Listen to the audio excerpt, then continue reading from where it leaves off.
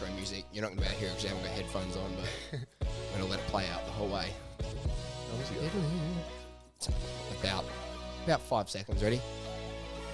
3, 2, 1. Oh, welcome back to another episode of Poddy Majic. I am joined by number 48 for Port Adelaide Football Club. He's been in the gym. He's been clanging and banging. He's been working hard all this off-season.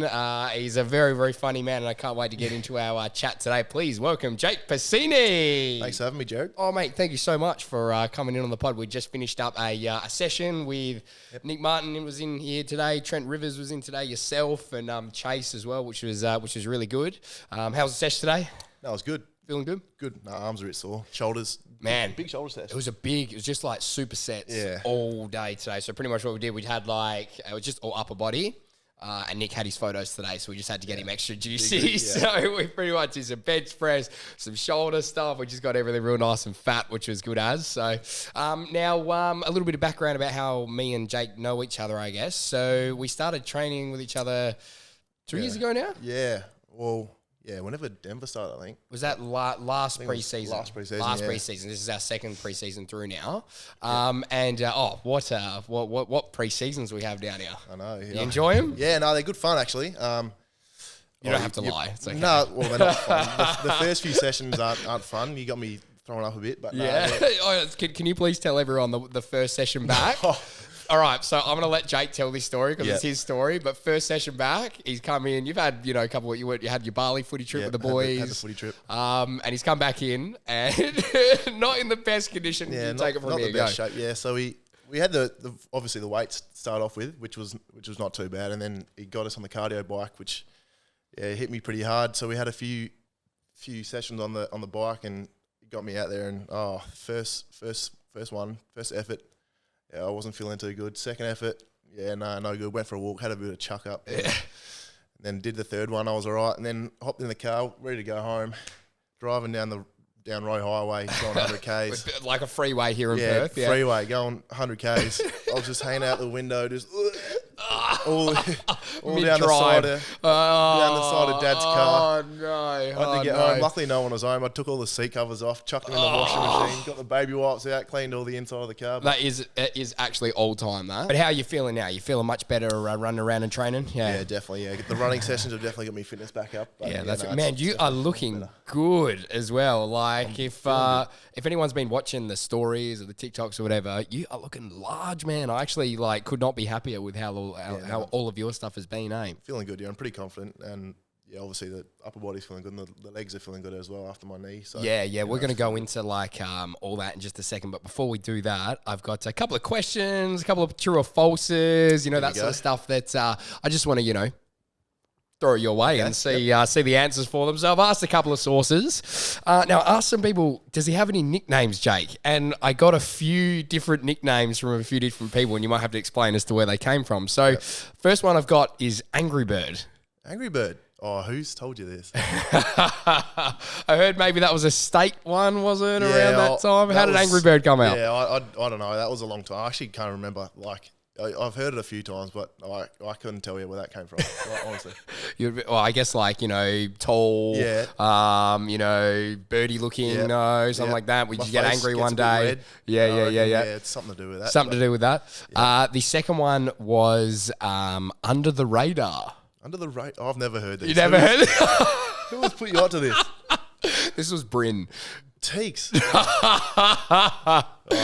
So know about Under the Radar either? No, all I right, haven't cool. heard that one. And then the last one is Citrus. Yes, Citrus is What's Citrus? One. Yeah, so this was in my first year. We're in a camp up in Maroochydore. Yeah. And then, it was all the boys. I went to grab a Gatorade, and Jared Leonard was already in there. Oh no, it was Ollie Wine. Sorry, Ollie Wine's already in the fridge, and I pulled one out. Oh no, Ollie pulled one out for me. He's like, "Do you want a citrus flavored?" I was like, yeah, that'll do. And then Jared Leonard came up and it was like, did you just call him Citrus? And then it just all started from that. It all started from a citrus flavored Gatorade. because you wanted a citrus Gatorade. Yeah, and then ever since then, all the boys are just calling me Citrus. So yeah, right. There you go. It's stuck. And it's stuck. Right. There you go. And this is another one. This is a true or false, and maybe elaborate on the story. Is it true that you were once woken up by a police officer at 2 a.m.? Who's told you this? I can't tell you. I'm sorry. These are my secret sources. This is one of the scariest things of my life. Tell me. So it was after the season's finished this year, and it was a few weeks later, and then obviously the boys were just had a pub having a few drinks, and I went home a bit earlier just to get a bit of sleep in because we were going to Bali a few days later. And then, do the responsible thing, and take yourself home early. Yeah, and then Willem Drew, Mitch Georgiades, and Ryan Burton obviously got a lift home with a police officer or something, and I think they told him to come in, and I was fast asleep. It would have been like 2 o'clock in the morning. I was fast asleep, and I just heard I didn't really hear anyone come in actually. So the door opened in my room, and there's a torch in my face, and it was a police officer. It was like, Jake, get up! Like, what were you doing tonight? Like, we were at the pub. I was like crapping myself. All I saw was this police. So they know this police officer. Oh, they must have known him or something. And they've said, "Oh, go and do this to Jake." They've told him to go into my room. There's this police officer full kitted up, like gun, like that's terrifying. In my face, like wake up. I was like, and you're like, what have they caught me finally doing? And then I saw the boys poke their head around the corner in my room, and I was like, I honestly thought like I just about had a heart attack. Oh my God. Scariest thing of my life. That is so horrid. Scary. Oh my God. And you hadn't actually done anything. I thought that was going to go way worse, but it was actually just them stitching you up. Yeah, they stitched me up pretty good there. That's awesome. That's one of the best pranks I've ever been pranked. Well, this was Beck's housemate, Joel. And my good friend. So he came back from like a FIFO swing, and we went staying there that night. And have you seen that on my story, the cutout of Pauline Hanson that I've got? Yeah, I've seen that. Yeah. And we put it in, so he didn't know we had this cut. This is the first time we ever did it. We left it in his walk-in wardrobe. He got in at like 1 a.m. or something. He came in, and he's like big buff gym dude. Yeah. Like screaming, he's there. He's like literally called me going, I can't breathe. Like he's like, oh my God, that's shocking. Yeah, so good. All right, there's another one here. So you're going out with the beautiful Grace at the moment, is that right? Yep. And is this true that the first time you met her dad, you've gone to shake his hand and he's ghosted you? Yeah, no. Oh, that hurts. I'm actually hurting for you. Tell me that story. Yeah. Be careful about it. I was just at her house, and then her parents come over. This is the first time I obviously would have met them. Yep, and you're going, great, first impression, let's nail this. Exactly, yep. And then, I saw the mum. I think I gave her a hug maybe or something. And then, the dad walked past. I went to shake his hand, and he's gone straight past me. Oh. Yeah, I must have done the scratch of the head or something. I don't know. And then I can just picture it. That actually makes me hurt so bad. Like even you telling that story makes me hurt. I went to Grace. I was like, is he in a handshake or something? He's like, no, you just got to warm him up. He's into COVID and stuff. Yeah, you just got to. Yeah, no, that was pretty bad. All right, and how's the relationship now? We caught up with him since? Yeah, no, we're all good. Yeah, we're all good now. I had COVID in Adelaide. We stayed at their joint, so. Excellent. Oh, good. So we're all on good terms now. We can shake hands now and it's good. Oh, that's good. I'm so glad to hear that. So I guess like for listeners that maybe don't know, who you are very much and haven't heard your story, that sort of stuff, I want to know a little bit more about Jake Pasini and I guess like how your whole football journey started, where it's going, what you want to get out of it, all that sort of stuff, and any sort of stories along the way. If you think of anything, just say stop and no. And make sure you tell me all the good ones, yeah? Who'd you grow up playing for? I grew up I was from a small country town called Southern Cross, which is about 4 hours east of Perth. Yep. So I grew up there, played all my juniors, obviously started at Auskick there and played a bit of Colts there, which was 9 years old to 15 years old, so it's pretty scary. Yeah, that's a massive, and particularly like you said, when you're juniors like that, there's such a difference between when you're like 9 or like that period right there. Everyone develops in such different rates. Yeah. So you're playing against actual men that are 15. That's country footy for you. Country fucking men at 15. Exactly. Yeah, they rock up with their kid scary. And they drive to the game. Right? Beer and a cigarette in their hand. So I started there and then obviously moved to Perth for high school reasons and I played. What high school did you go to? I went to LaSalle College. So, I played for LaSalle. Well, I turned into Caversham, but LaSalle from, obviously year 7 to year 12, and then went to Swan Districts, did my Colts there and played league and resis there, a few games of league and resis. Yep. And then, went through the state programs, played 16s and 18s, and then, got drafted in 2019 to Port Adelaide. Yeah, great. And just going back there real quick, what were you like at school? I didn't really like doing work. I'm not going to lie. I could do. I'd like to hope I'm pretty intelligent, but I just didn't like doing work. I was a bit of a naughty kid in class. Well, I just wouldn't disruptive. say I was too naughty. Yeah, I'd like to talk. I'd say that. You really? Yeah.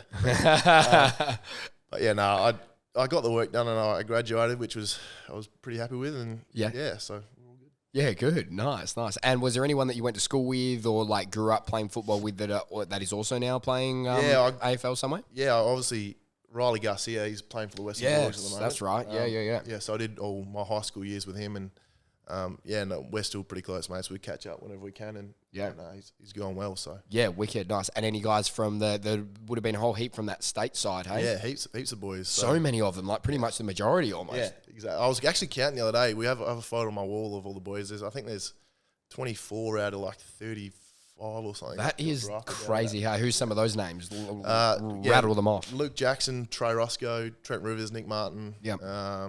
Stacked team. Liam Just pretty Henry, much the whole Devin Body Robertson, Magic. Pretty much everyone that trains at Body Magic. Yeah. That's crazy. No, it was a very good team. We won the championship that year as well. So we won it with the state 16s and state 18s team. So yeah, no doubt. You fucking hope you would win with all those names in there. Yeah. And who'd you grow up supporting? I was an Eagles supporter. Well, yeah. So I used to love, obviously didn't get to go to much games when I was younger because I was living in Southern Cross, but when I did go to games, it was pretty special. And I loved Bo Waters. He was my favourite player. Bo Waters, really, just hard backman. Just didn't bloody care about anyone. Yeah. But yeah, no, he was a hard backman. And did you always play back the whole way through? I didn't. I started off as a forward, I think. Yeah. And you were just no good at kicking snags? Or? Yeah, I could kick snags. I think it was around year 9. The coach was like, just jump down back for a few games, and I did all right, so it stuck. And you did all right, and you're like, damn. Yeah. And what sort of have you played the same sort of role the whole way through as well? Like you've always been a tall backman, or was it?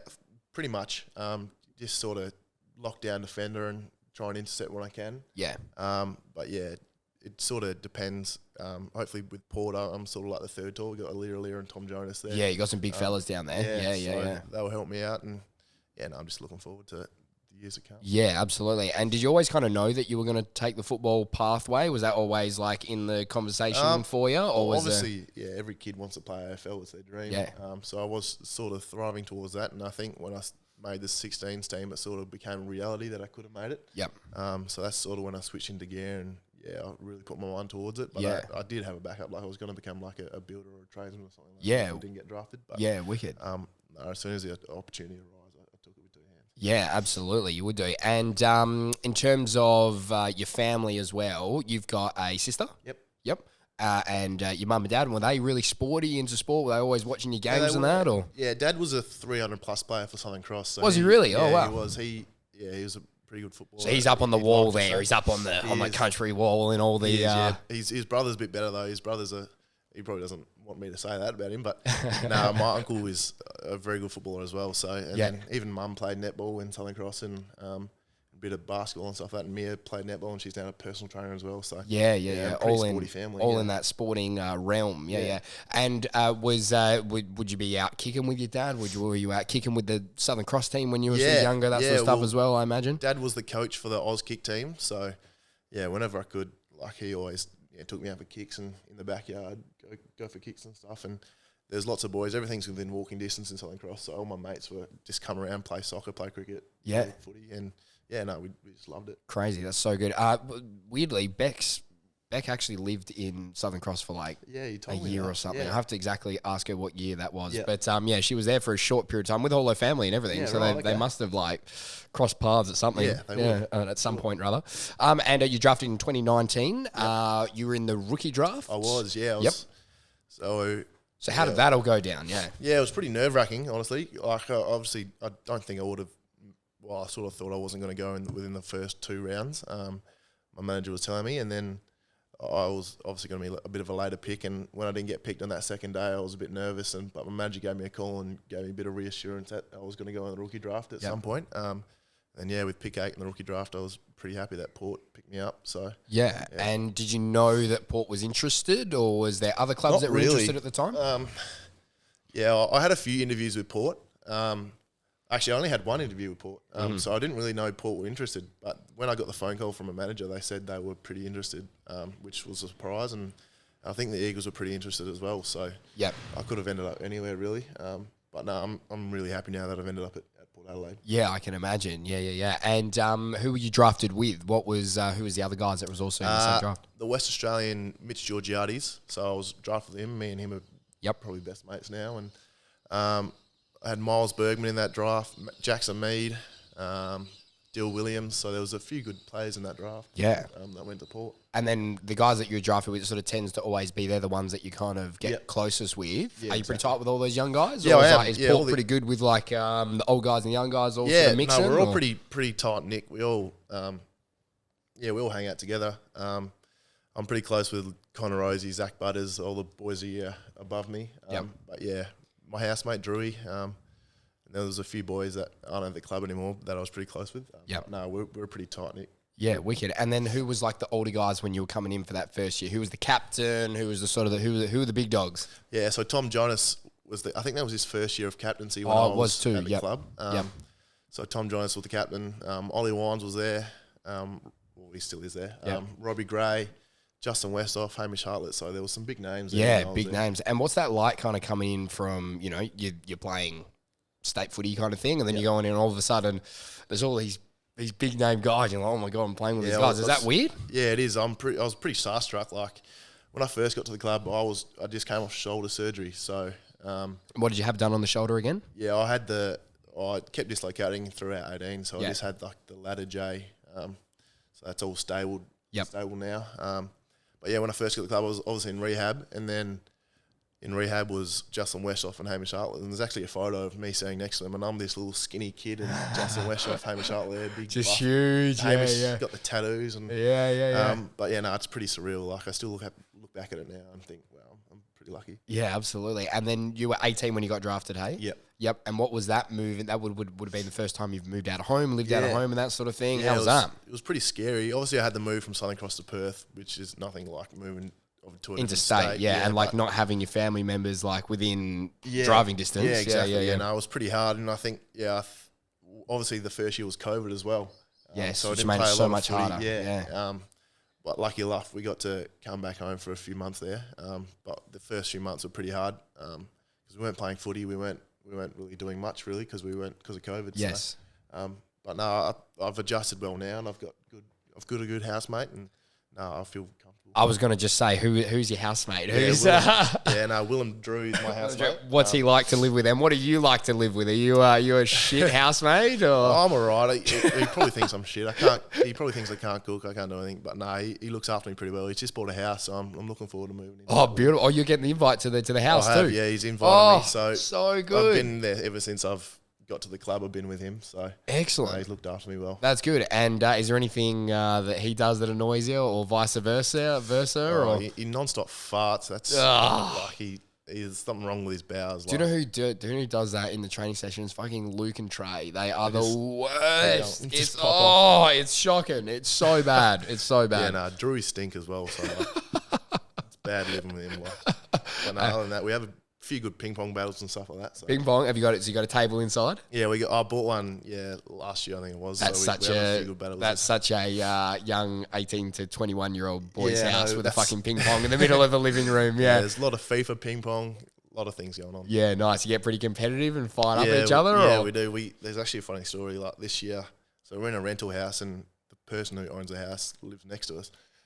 But me and Drew were playing ping pong once, and I must have beat him or something. I don't know what happened. But he locked me in, like the table's in the garage. So he locked me in the garage, and I went to I don't think like our tenant knows this, but I hope he doesn't listen. But I went to push open he was holding the door shut. I went to push open the door. I think I pushed a bit too hard. He went through the wall behind him. Oh. His ass went through the wall, and there's a massive hole there. Oh my god! And we were arguing who's going to pay for the fix, like who's going to fix it. Like it's your fault. It's your fault. He was the one knocking me in there, so like it's all his fault. So I did not take the blame for that. And then what happened? Did you get it fixed? Oh well, I left. I think he got it fixed before he moved out because we had to move out a few months ago. Yeah. So I'm assuming he got it fixed. But I was going to say you don't have to worry about that now. If you do it, it's just his house now that you have to wreck. Exactly. So yeah, no, the hole was there for a good 5-6 months. So. Yeah. Oh well. And you're not handy on the tools that you just go patch that up? I probably could have patched it up, but he didn't really believe that I could have, so I just left it to him. Yeah. But yeah, no, it should be all fixed. Yeah, it could. Well, yeah, I hope so. Haven't got any more bill from the tenant just yet. We anyway, got the bond back, so we'll yeah, should be fine. They obviously actually haven't had a good look. So no take backs, take backs now. If you're listening, old tenant, old landlord. No take backs on that bond now. And then you touched on it before. You did your ACL during the year this year, so which was so unlucky because man, you were just building up so nicely, and like tell me about that. How did it happen? So it was at a training on a Tuesday actually, which was even worse to do it at a training, and obviously trainings aren't really a main session either. So what? It wasn't even the main training session. No, main training's usually I think it was a Wednesday. It's a Thursday. Main trainings usually are. So Tuesday, and we had an 8-day break. So Tuesdays usually just like a bit of a primer sort of thing, and we're doing this one drill where the ball gets kicked in the forward line, and the forwards try and mark it, and the defenders obviously try and defend. So Mitch Georgiades was leading up, and I just went to Mitch. I know. I went to go spoil him from behind. I didn't even feel like I really jumped, so I went to spoil the ball, and this must have come down and landed wrong. And the coaches on the sideline heard a bit of a click, and so did Mitch, and I sort of just tried to ignore it out of my head. I did hear something, but I just sort of like tried to ignore it. I thought my kneecap might have popped out or something, so I went into the change rooms, and the physios and doctors were doing the tests, and they're like, "Yeah, it doesn't really look good, mate." And all the boys come up to me like, I was like, "Yeah, it's fine. I think it's all right." I was walking around. I was going to say, so at the time you didn't actually. It wasn't like, was it heaps of pain when you did it? It wasn't. I've heard people like my mate.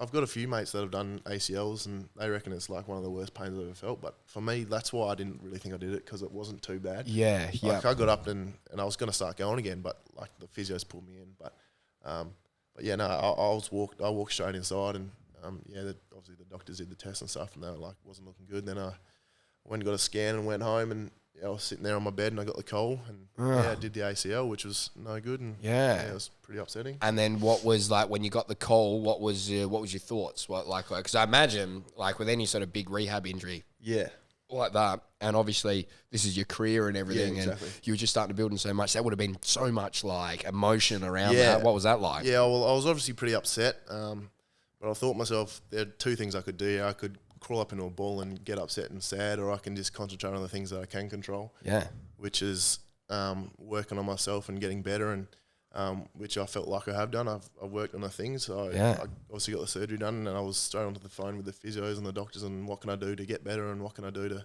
obviously work the upper body and get straight into rehab with the knee. Well, when I first saw it, I literally remember I was at Beck's place, and I saw it on come up on the AFL stuff on Facebook, and I was like, fuck. I was like, and then I'd message you straight away, and I was like, I was like heartbroken. I was going, fuck, you're joking, and I was like, mate, you're all good.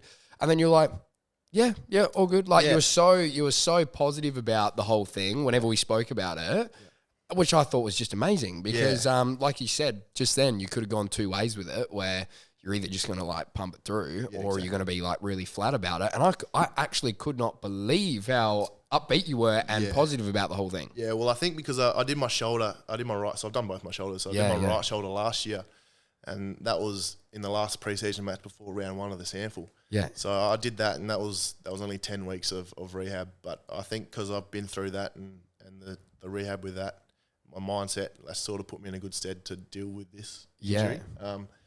But looking back at it now, I'm pretty happy with how I've dealt with it, and the club were very good with it. So they gave me another deal on my contract. And that was my next question. And then from that, was that actually after you did your knee? Was it just before? Well, they offered it to me before I did my knee. And you quickly went, Yeah, exactly. Basically, yeah. I just put a big J there, yep. Exactly, yeah. I quickly signed it. But no, the club were very, very good with it. They were going to stick through with the contract. They're by my side the whole way. So, I'm happy with that. That's so good, yeah. And that would obviously just inspire you with so much confidence going through the rehab, knowing that you've got that new deal all sorted, and that's not really a thing for you. And I guess you can just really focus on rehabbing it. But, like, again, you came back to Perth, 3 or 4 weeks after you had your surgery or whatever. He was back in the gym. He was back in the Poddy Mad gym. We were buddy. Hit up Maj and get me back in here. Man, honestly, I could not have been more impressed about like how hard you hit all that, because I was just like, it just doesn't, the grind doesn't stop. It doesn't stop. No, I think it helped more with, so I had the surgery on the Thursday, obviously, so I did on Tuesday, surgery on Thursday, and Friday morning, Kenny Hinkley rang me up and was like, hey, mate, how'd you go and had the surgery go? I was like, oh, yeah, all good. And he's like, I don't want to make you any more down, but you're going to debut this week. And Tommy Jonas. Why would you tell me that? Tommy Jonas was out with COVID, so I probably would have been the next one in. And I was against North Melbourne in Tassie, so and we won that game, which it would have been nice, but I'm looking forward to next year. Hopefully next year it comes. Yeah, and well, there's two. Sorry, just going back on Ken Hinkley. Number one, what did Dog say that? No, I can see both ways because you're like, man, because I guess it's saying, bro, you're doing all the right things. You were right there. But at the same time, you're like, don't tell me that. Like, it's good to know, obviously. It's good to know that I was ready and fit for AFL. But I just did my knee, so I wasn't too happy about it. But no, I took the positive out of it. I was ready for the AFL, which is good. Absolutely. And I guess what's been the focus for this preseason that you've been in and the whole back end? Just getting yourself ready and obviously recovering? Yeah, I obviously lost a bit of fitness and a bit of weight, a bit of muscle. So, the main thing was just get the fitness up, get the leg muscles built up and all the strength around my knee. Yep. But just keep building on the upper body sort of stuff and the fitness. Yeah, and you're looking huge. Like, honestly, you could not be in better looking condition. I'm feeling strong. You look awesome. Yeah, we had it was good because we had a Lear in the other week, and because we've been doing this particular type of stuff for a few weeks now, you're a bit more conditioned to it. Yeah. I had a Lear. You're all over him, man. It was great. You were probably going. It was good seeing him struggle for once. I can imagine. But no, I sort of turned it on that session. I was feeling good. Yeah, he's a beast in the gym too. Like he just throws stuff around. It was very impressive. The biggest hands I've ever seen in my life. I was like, he came over because spot him on the bench press, and I was like, oh my god. You can grip about 4 bars. Yeah, I've got no doubt. I was like, they're so massive. And how's the knee feeling now? Is it feeling pretty good? Yeah, it's feeling good. What's the update on it? How many more weeks until you kind of maybe looking back to getting to your full training and everything? I've just started sort of change of direction sort of stuff. Nothing too major, just like little S curves and stuff. Yeah. But I've just got to wait till I go back to Adelaide next week, and I've got to see what the physios and stuff say about it and how it's all looking. Yep. But it's feeling pretty strong at the moment. Like I haven't had any pain in it, hadn't had anything, no problems with it. So yeah, great. So hopefully should be back around round 1 to 5. I'm hoping so. Yeah, wicked. And in terms of like somebody out there that's currently going through like a rehab, an injury rehab, or if they ever do, have you got any like advice on how to like approach it? You know what I mean? Because I imagine there's lots of different ways to go about it. Yeah. Like I said, I could not be more impressed with how you've done all your stuff. So like, what have you got? Like, you just sort of obviously listen to your physios and stuff like that, but it's mostly about mindset. Like I said before, there's 2 ways you can go about it. You can crawl up in a ball, or you can do something about it and control the things you can control and not worry about the things that you can't. Yeah. So just do what you can do to get better and let it heal itself. Just give it time, and there's no rush. You got plenty of years ahead of you. Yeah. But just do the things you can and rehab it properly, and you should be fine. Yeah, that's exactly right. But yeah, like I said, I could not be more impressed of how everything that you've done for it for this whole off season. And like you said, you could definitely go two ways with it. But you fucking nailed it, which is awesome. And then other guys. So you mentioned before that you sort of tight down the club. Who were they again? Mitch Georgiades, Zach Butters, Willem Drew, Dill Williams, a few young boys, Ollie Lord. Yep. And you're out and about a fair bit in Adelaide, or? I've never been to Adelaide. I hell want to come. Yeah, no. I'm going to come for your debut. There's a lot of people hate Adelaide. I don't know why. They've never been there. They talk a lot of crap about it, but it's actually a nice state. It's nice and chill, nice and relaxed. Yeah.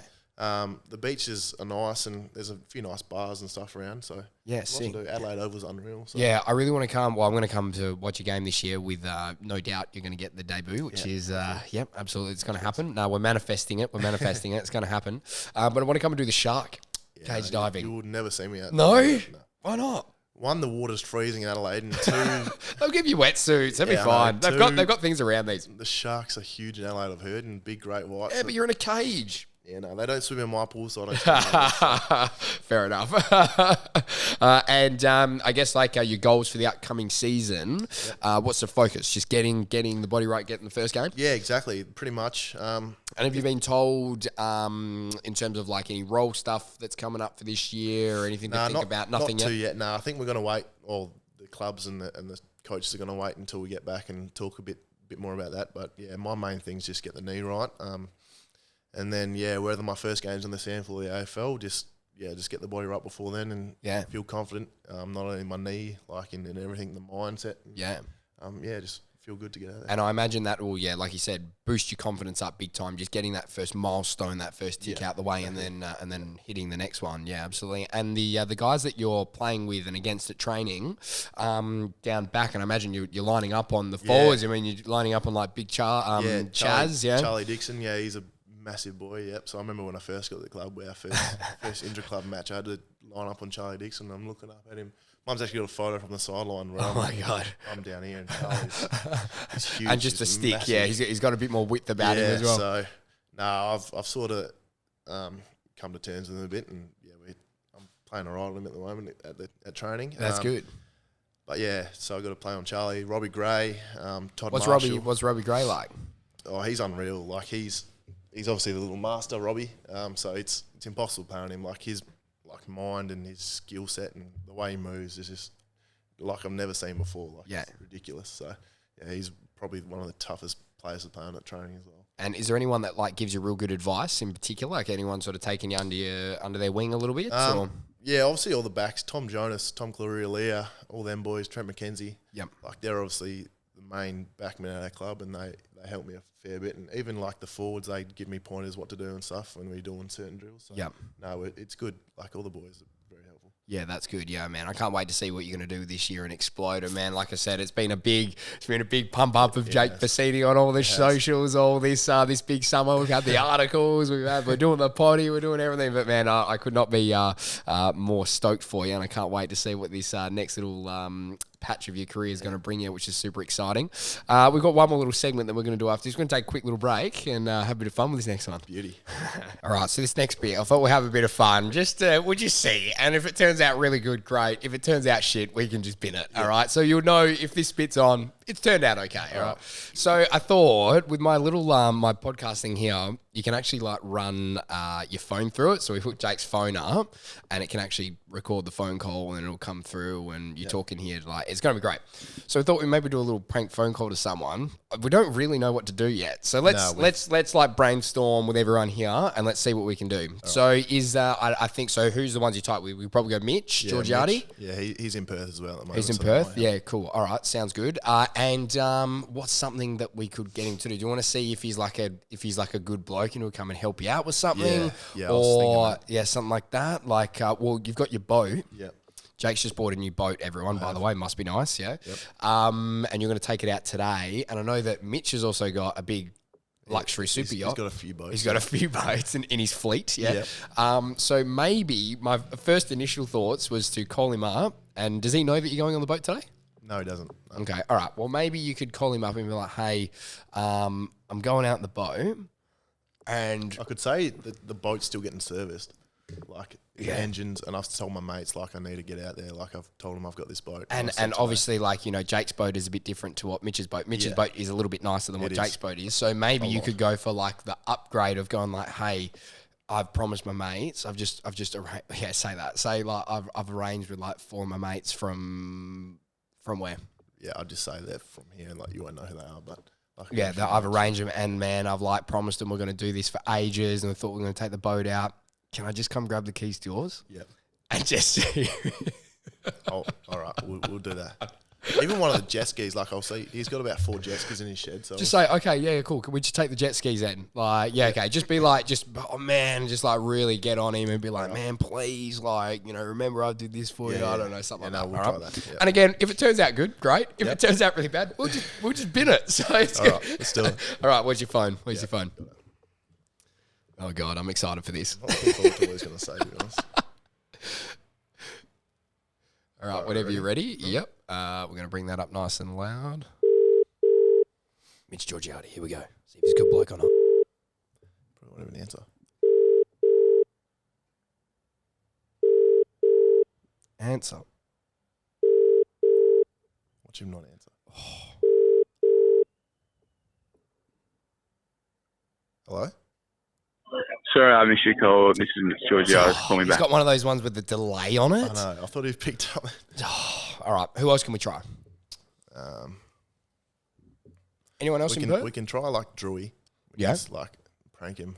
What can we do for Drewy? Maybe you should say, Drewy, your housemate. What's something that we could get dropped off to the house possibly? Is there something to the new house?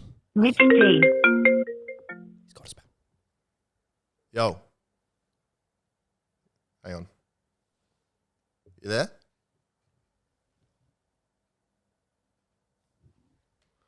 Hello? Oh, call failed. Hang on. Call him back. Here we go. I've only got one bar. That's probably all. Yo, what are you doing? just gymming at the moment. What are you up to? Nah, not much. I need to ask for a favour. Like, I'm about to go on the boat and, like, I've told my mates that I'm going to go out on the boat today and the boat's still in getting a service. So I was just wondering if there's any chance that I could, like borrow one of yours or, like, grab a jet ski or something.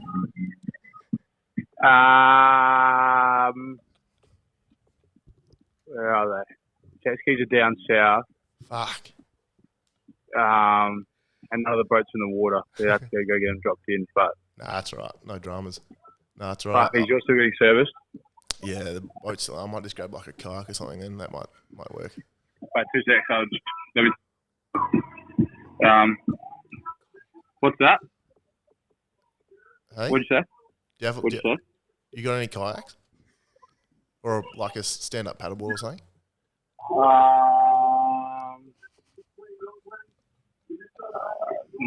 Yeah, they're down Freo. Nah, that's all right. No drama. Oh, Mitch, it's Poddy Madge here, Mitch. It's Poddy Madge. You're on the Poddy Madge podcast. We were just seeing if you were going to be a good enough bloke to lend your boat out or a jet ski, and then we went all the way back down to a kayak to see if you could fucking give us a kayak, but you couldn't. You couldn't. That is what the fuck? I was going to say, because you are fucking the audacity to ask that. Jesus Christ. I've never ever had someone call me ask Mate, me. I would never take that in my life. So I'd we be too can't. scared. So pretty much, we can't take the super yacht out by ourselves with our friends. That sucks. What sort of friend are you, honestly? I know, I'm a shit bloke. Fuck, that was wigging me out. Oh, that is awesome. No. That is awesome. That's awesome. How's the gym session going? Yeah, good. Not too bad. What are you training today? Just a bit of, what am I even doing? Just a bit of squats, shit like that. Yeah, nice Stuff, one. sports sort of thing. Any danger of you coming down to a body match there sometime or what? I know, Jake, he's trying to get me there. I've been He's trying. trying hard. Yeah. If Christmas you break. come a bit closer to close, I might. Yeah, Christmas break. We'll come do one on the boat. I'll bring a Mitch doesn't travel kayak. anywhere like 3 k's around Cottesloe. Done deal. All right, bro. Well, you get back in clang and bang in the gym, and love your work. All good, boys. Well done, mate. Thanks, mate. Bye. Oh, big fat no. That was. Yeah. I love the thinking. As if he was actually thinking about doing it. That was the best. That was the best. The audacity. The audacity. I'll never take any of his boats out ever. Oh, that was awesome. That was awesome. Well, big man, thank you very much for joining us on the podcast. Can't wait for this last little week that we've got together. Training before you go back. Yep. Can't wait to see what you do with this year, and it's gonna be the year of Jake Pasini. I already know, but yeah, good luck with everything, and fucking absolutely love your work, mate. Thank you, appreciate it. Love your work.